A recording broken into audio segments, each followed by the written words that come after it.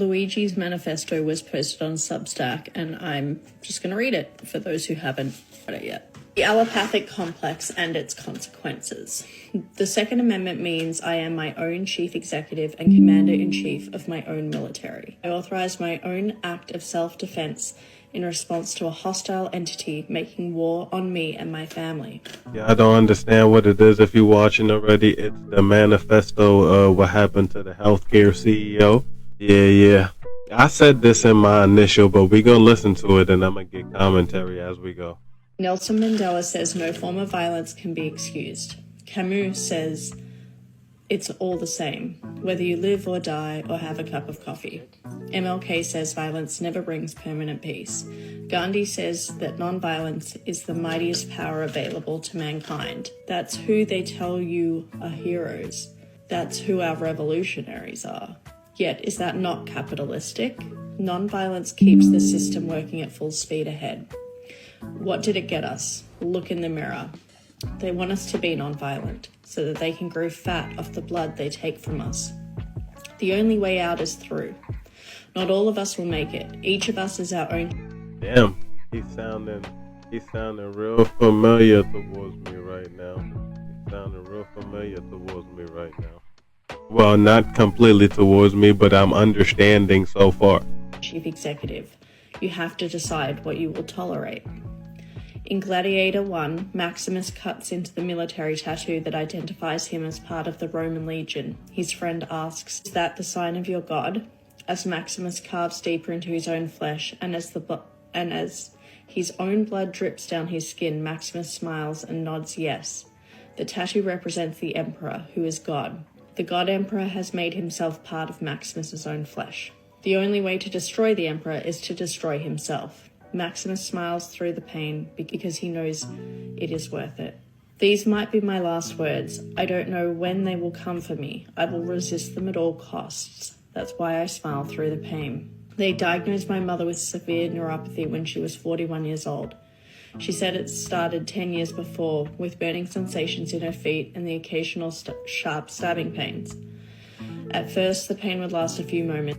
The funny part is when I was having the conversation, because when this first happened, people were asking, I'm like, yo, is either somebody in his family member, somebody close to him, was supposed to get some type of treatment and they said no, and something bad happened, or that person did something that some other people want to get? Because some people's like, he was assassinated, it was a paid hit, this, that, and the third. I'm like, we're talking about healthcare here. Somebody got denied something and now they know. And it's turning out to be that. Just listen. Then fade to tingling, then numbness, then fade to nothing a few days later. The first time the pain came, she ignored it. Then it came a couple of times a year and she ignored it. Then every couple months, then a couple times a month, and then a couple times a week. At that point, by the time the tingling faded to numbness, the pain would start and the discomfort was constant. At that point, even going from the couch to the kitchen to make her own lunch became a major endeavor. She started with ibuprofen until the stomach aches and acid reflux made her switch to something. Then the headaches and barely sleeping made her switch back to ibuprofen. The first doctor said it was psychosomatic. Nothing was wrong. She needed to relax, de-stress, sleep more. The second doctor said it was a compressed nerve in her spine. She needed back surgery. It would cost $180,000. Recovery would be 6 months minimum before walking again, 12 months to full potential recovery, and she would never lift more than 10 pounds of weight again. The third doctor performed a nerve conduction study, electromyography, MRI, and blood tests. Each test cost $800 to $1,200. She hit the $6,000 deductible of her United Healthcare plan in October. Then the doctor went on vacation. Yeah, that's what I don't be understanding is why y'all say y'all could do these things and then leave it up to different circumstances so you can still say no. That's what I don't get. It's like, if you know every symptom that's going to happen to people, right? Not saying that everybody was going to get the same thing, but if you know every symptom that's going to happen to people, why don't you just make healthcare to cover everything instead of just parts of that things or being qualified for this thing? I don't get that. That's the parts I don't get. I'd understand where he was coming from if y'all doing all of this just to take care, just to make sure his mother can be good again, and he is willing to help with that thing, it sounded like. My mother wasn't able to resume tests in January when her deductible reset. The test showed neuropathy. The $180,000 surgery would have no effect. They prescribed opioids for the pain. At first, the pain relief was worth the price of the constant mental fog and constipation. She didn't tell me about that until later. All I remember is we took a trip for the first time in years. When she drove me to Monterey to go to the aquarium, I saw an otter in real life swimming on his back. We left at 7 a.m. and listened to Green Day on the 4-hour car ride. Over time, the opioids stopped working. They made her more sensitive to pain, and she felt withdrawal symptoms after just 2 to 3 hours. Then gabapentin. By now, the pain was so bad she couldn't exit. Yeah, I can't have nothing but sympathy for him. Like, yes, I'm sorry that happened to the guy, absolutely, because at the end of the day, it was just a job, and I'm pretty sure he didn't come there with the sole intention to do wrong to people. But once you take a position like that, you should have reformed to say, yo, let's just cover everything. Like, let's just cover everything and call it a day, because at the end of the day, what is healthcare for if you can't cover everything? What's the point of it? Like, rich people have their own type of doctors that they pay for. So these are for the regular people, and you're telling me that paying for whatever people need is too much of that. That's what I don't get.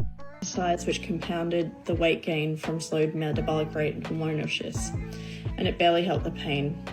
And had made her so fatigued that she would go an entire day without getting out of bed. Then something else which didn't even work. Sorry, I'm not great at pronunciating the medical terms. The pain was so bad, I would hear my mother wake every night screaming in pain. I would run into her room, asking if she was okay. Eventually, I stopped getting up. She'd yell out angry shrieks of wordless pain. The word fuck stretched and distended to its limits. I'd turn over and go back to sleep. All of this while they bled us dry with follow-up appointment after follow-up appointment, specialist consultations, and more imaging scans. Each appointment was promised to be fully covered until the insurance claims were delayed and denied. Allopathic medicine did nothing to help my mother's suffering, yet it is the foundation of our entire society. My mother told me that on a good day, the nerve pain was like her legs were being immersed in ice water. On a bad day, it felt like her legs were clamped into a machine shop vise, screwed down to where the crank stopped turning, then crushed further until her ankle bone splintered and cracked to accommodate the tightening clamp. She had more bad days than good. My mother crawled to the bathroom on her hands and knees. I slept in the living room to create more distance from her cries in the night. I still woke up and went back to sleep.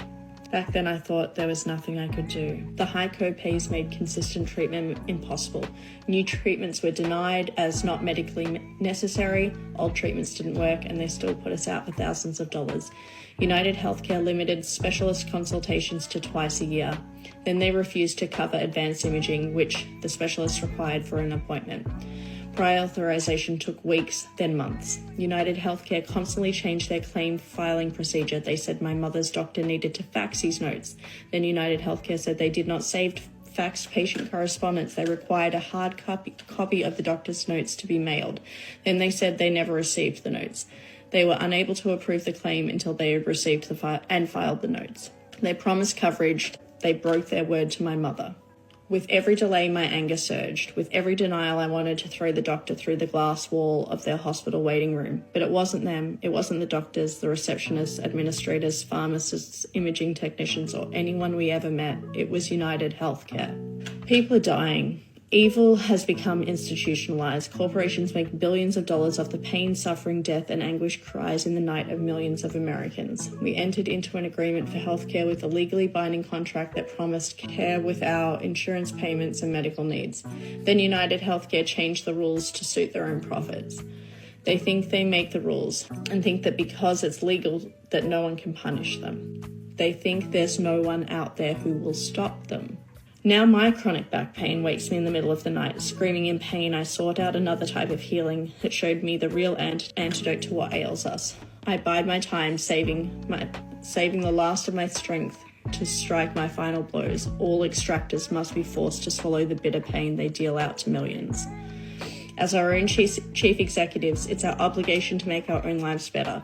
First and foremost, we seek to improve our own circumstances and to defend others. As we do so, our actions have ripple effects that can improve the lives of others. Rules exist between two individuals in a network that covers an entire Earth. Some of those rules are written down, some of those rules emerge from nature, respect between two individuals. Some of those rules are defined in physical laws, like the properties of gravity, magnesium, or the potential energy stored in the chemical bonds of potassium nitrate.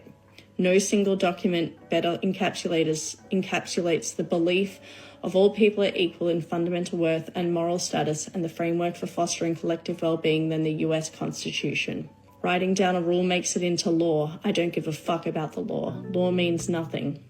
What does matter is following our own guidance and our own logic and what we will learn from those before us to maximize our own well-being, which will then maximize the well-being of our loved ones and community. That's where United Healthcare went wrong. They violated the contract with my mother and me and tens of other millions of Americans. This threat to my own health, my family's health, and health of our country's people requires me to respond with an act of war.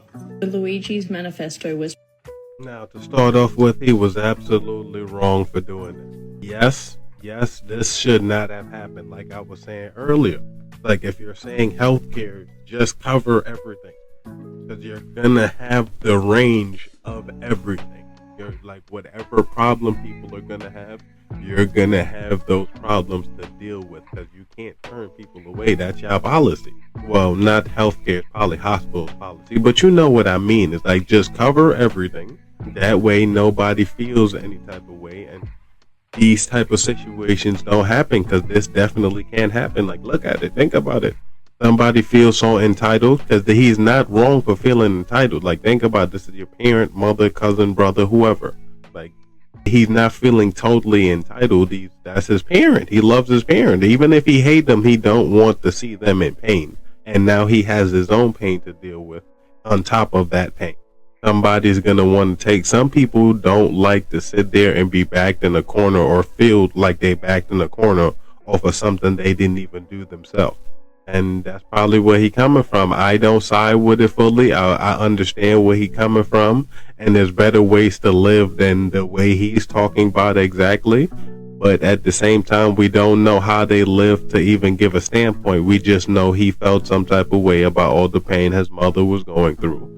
He had his own pain, and he reacted in the moment. I can't even say soothe the pain, because it wouldn't be soothing. You just did something that he's getting taken care of from now on, I guess. He probably wouldn't have as much back pain. Well, yeah, he probably still will have back pain, or maybe not even get the right medicine. We don't know. But yeah, I just came here to give my thoughts on it. And yeah, I know the comments is open.